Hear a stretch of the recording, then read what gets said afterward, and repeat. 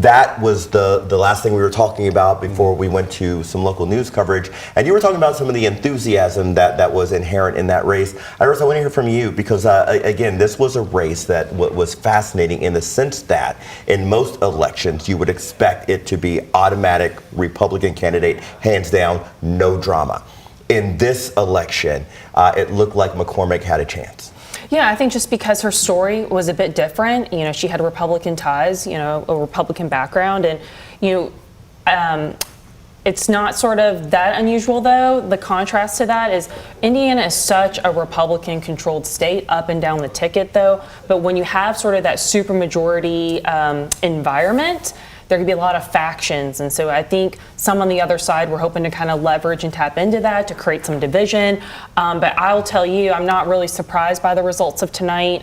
You know, it's been, I think, 20 years since we've had, you know, a different sort of leadership occupy the governor's mansion. And so, yeah, I think a Republican sweep up and down. I think what I'll be watching for in Indiana is actually in southern Indiana, to see if there's some pickup opportunities for Democrats. I think it's something that we haven't really talked about. Certainly it hasn't been part of the national conversation, is what kind of factor did the Mike Pence of it all play in Indiana politics this time around? Anything stand out to you? I mean, if we're looking at a state that is solidly red and firmly behind Donald Trump, and if Donald Trump is not as firmly behind Mike Pence as he once was there going to be any kind of political distance there?